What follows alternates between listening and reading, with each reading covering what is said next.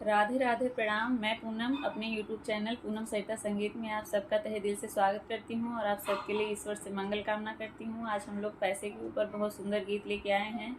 आजकल देखिए, आजकल पैसा ही सब कुछ है। पैसा है तो सब है, पैसा नहीं है तो कुछ नहीं है। पैसे की इम्पोर्टेंस जीवन में कितनी है, इस गाने के माध्यम से आप लोग सुनिए। आप लोग को कैसा लगा कमेंट बॉक्स में ज़रूर बताइएगा और अपनी राय ज़रूर दीजिएगा। आप लोग ज़्यादा से ज़्यादा वीडियो को शेयर करिए और अपना आशीर्वाद दीजिए।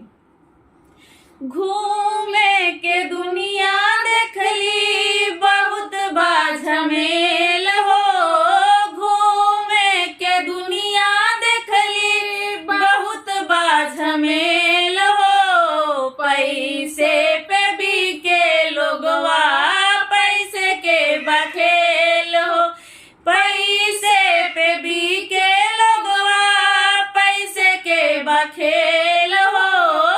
पैसा के पूजा होता, पैसा भगवान हो।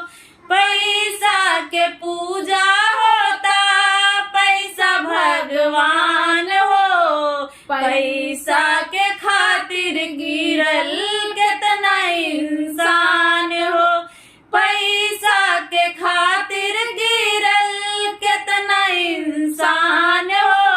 पैसे से रिश्ता नाता, पैसे से बमेल हो। पैसे से रिश्ता नाता, पैसे से बमेल हो।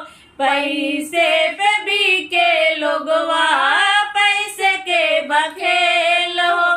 पैसे पे भी के लोगवा पैसे के बखेल हो।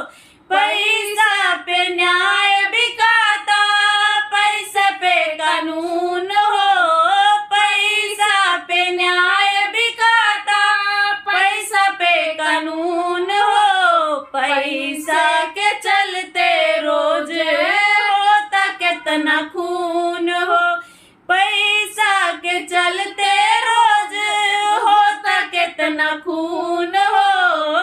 कहता नि सच पैसा करवा दी जेल हो। कहता नि सच पैसा करवा दी जेल हो। पैसे पे भी के लोगवा पैसे के बखेल हो।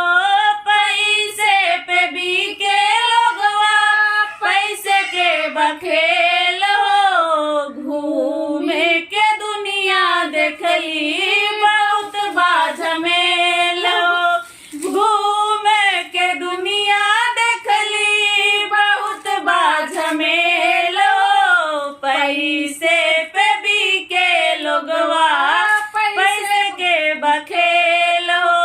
पैसे पे भी के लोगवा पैसे के बखेल हो। पैसा के